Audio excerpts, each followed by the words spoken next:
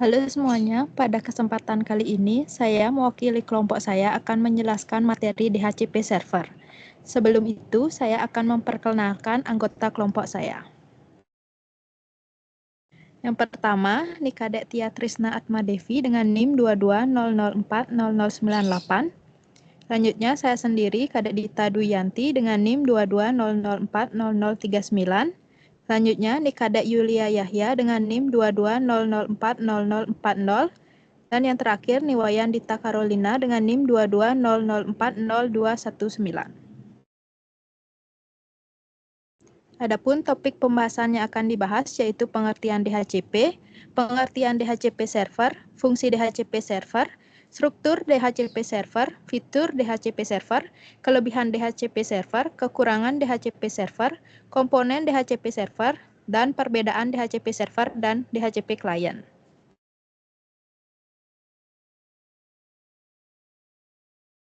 Materi pertama mengenai pengertian DHCP. DHCP atau Dynamic Host Configuration Protocol adalah protokol manajemen jaringan yang membantu menetapkan alamat IP dan informasi lainnya secara dinamis ke setiap host di jaringan, sehingga mereka dapat berkomunikasi secara efektif.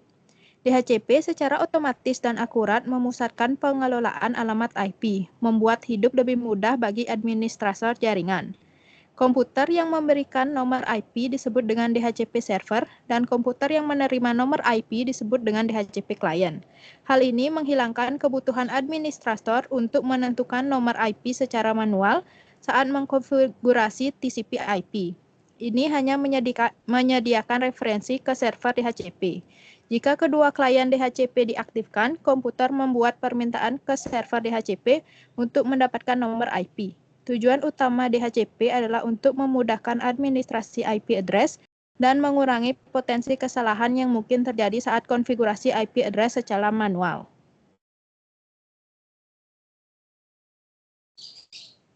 Next.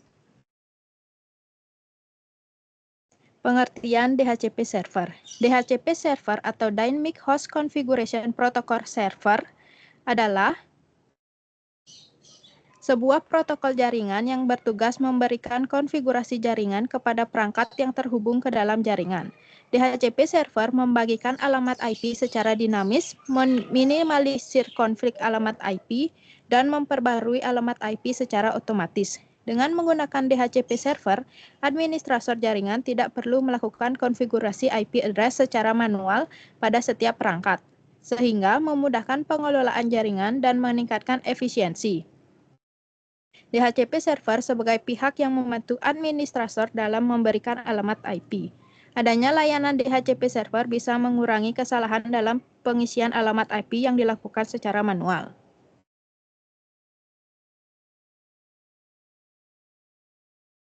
Selanjutnya yaitu fungsi DHCP server. Mengelola dan menyebarkan IP address. Fungsi utama dari DHCP server adalah mengelola dan menyebarkan IP address ke setiap perangkat klien. Proses penyebaran ini dilakukan secara otomatis ke banyak perangkat sekaligus, sehingga administrator tidak perlu melakukan konfigurasi manual pada setiap komputer. Selanjutnya, mencegah IP konflik. DHCP server juga berfungsi untuk mencegah terjadinya IP konflik antar perangkat. IP konflik merupakan sebuah kondisi di mana dua atau lebih perangkat di dalam jaringan yang sama memiliki alamat IP yang sama. Selanjutnya, memperbarui IP address secara otomatis.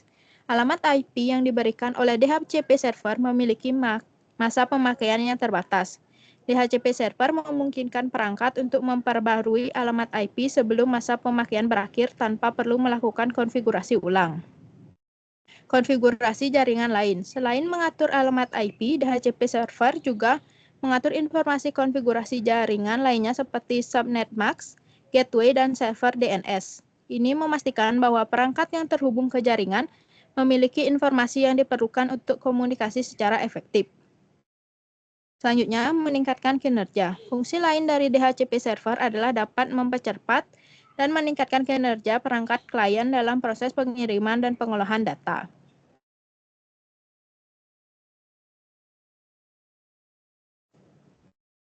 Selanjutnya, kemudahan pengolahan IP address. DHCP server memudahkan pengolahan IP address secara dengan cara mengelola pool IP address dan mengalokasikan alamat IP yang tersedia ke perangkat yang meminta. Selanjutnya, meningkatkan efisiensi. DHCP server juga meningkatkan efisiensi dalam pengolahan jaringan. Dengan menggunakan DHCP administrator, tidak perlu melakukan konfigurasi manual pada setiap perangkat sehingga menghemat waktu dan beban kerja. Selanjutnya, mencegah masalah keamanan. DHCP server juga memiliki fitur keamanan yang memungkinkan pengelolaan akses ke jaringan secara efektif. Selanjutnya, mencegah masalah keamanan. DHCP server juga memiliki fitur keamanan yang memungkinkan pengelolaan akses ke jaringan secara efektif. Selanjutnya, meningkatkan fleksibilitas. DHCP juga meningkatkan fleksibilitas dalam pengelolaan jaringan. Dengan menggunakan DHCP, administrator dapat dengan mudah menambahkan atau menghapus perangkat dari jaringan tanpa perlu melakukan konfigurasi manual. Selanjutnya, struktur dari DHCP server. Nah, DHCP server memiliki struktur yang kompleks dan yang bisa digunakan untuk mengatur serta mengelola konfigurasi jaringan. Nah, berikut ini merupakan komponen utama dari struktur DHCP server. Yang pertama, database konfigurasi. DHCP server menyimpan database konfigurasi yang berisi beberapa informasi. Selanjutnya, pool alamat IP. DHCP server memiliki pool alamat IP yang tersedia untuk disewakan kepada klien. Setiap kali klien meminta konfigurasi jaringan, DHCP server akan memberikan alamat IP dari pool ini. Selanjutnya, lifetime and renewal. DHCP server mengatur waktu sewa untuk setiap alamat IP yang disewakan kepada klien. Selanjutnya, protokol komunikasi. DHCP server menggunakan protokol komunikasi yang standar untuk berinteraksi dengan klien. Selanjutnya, konfigurasi dan pengelolaan. Administrator jaringan dapat mengkonfigurasi DHCP server untuk menyesuaikan pengaturan seperti rentang alamat IP yang disewakan, durasi sewa, opsi konfigurasi tambahan seperti alamat, DNS waktu sewa, dan lain-lain, serta kebijakan pengelolaan jaringan lainnya. Selanjutnya, keamanan dan pengawasan.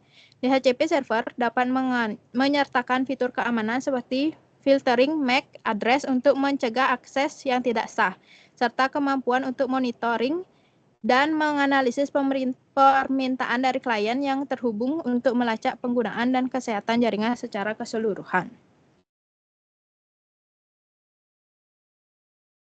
Selanjutnya, fitur-fitur dalam DHCP server. Yang pertama, Dynamic IP Allocation. DHCP server memungkinkan alamat IP dialokasikan secara dinamis kepada klien yang terhubung ke jaringan. Selanjutnya, Centralized Management. DHCP server memungkinkan pengelolaan konfigurasi jaringan yang secara terpusat. Selanjutnya, Address Pool Management. DHCP server memiliki kemampuan untuk mengelola pool alamat IP yang tersedia. Ini termasuk mendeteksi alamat IP yang sedang digunakan, mengatur waktu sewa, dan menyesuaikan rentang alamat IP berdasarkan kebutuhan jaringan. Selanjutnya, Automatic Configuration. DHCP server secara otomatis memberikan konfigurasi yang diperlukan kepada klien yang baru bergabung dengan jaringan, termasuk alamat IP, subnet mask, default gateway, dan DNS server. Selanjutnya, ease of administration. Dengan menggunakan DHCP, administrasi jaringan menjadi lebih mudah karena mengurangi waktu dan upaya yang diperlukan untuk mengelola konfigurasi alamat IP secara manual. Selanjutnya, support for IPv4 dan IPv6. Dengan DHCP server mendukung alokasi alamat IP baik untuk IPv4 maupun IPv6. Hal ini penting mengingat migrasi menuju IPv6 yang semakin diperlukan untuk mengatasi keterbatasan alamat IP. Selanjutnya, monitoring dan logging. Sebagian besar DHCP server menyediakan kemampuan untuk memantau penggunaan alamat IP, melacak aktivitas klien, dan menyimpan log untuk analisis dan audit. Selanjutnya, security feature. DHCP server dapat menyertakan fitur keamanan seperti filtering MAC address, menyaring penggunaan alamat IP, dan integrasi dengan mekanisme keamanan jaringan lainnya untuk melindungi jaringan dari akses yang tidak sah atau tidak sah. Scalability, DHCP server dirancang untuk menangani jaringan yang besar dan berkembang. Selanjutnya, kelebihan DHCP server.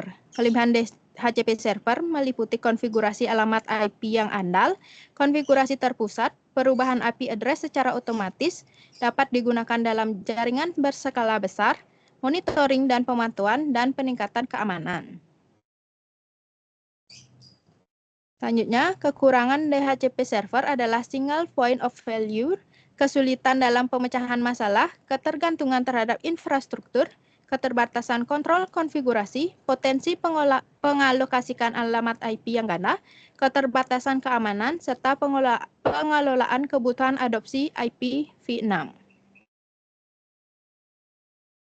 Selanjutnya, cara kerja DHCP server meliputi discovery, pencarian, offer penawaran, request permintaan, acknowledgement konfirmasi, pemantauan dan penanganan konflik, perpanjangan dan pelepasan alamat IP, serta konfigurasi tambahan.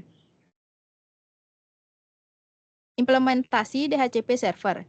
Nah, proses menginstal dan mengkonfigurasi. Yang pertama, buka terminal di Ubuntu, kemudian update package list. Pastikan package list Anda up to date dengan perintah sudo apt update. Selanjutnya, melakukan instalasi DHCP server yaitu dengan memasukkan kode ISC DHCP server dengan perintah sudo apt install ISC DHCP server. Konfigurasi IP yang digunakan bisa dilihat pada gambar. Komponen DHCP server meliputi server DHCP, scope, list database, DHCP option, reservasi DHCP, protokol komunikasi, dan keamanan DHCP.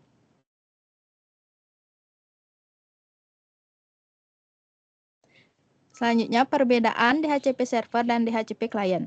Nah, setelah mengetahui mengenai DHCP server, sekarang saatnya mengetahui DHCP client. Seperti yang sudah kita ketahui sebelumnya, bahwa dalam jaringan komputer pasti terdapat istilah server dan client.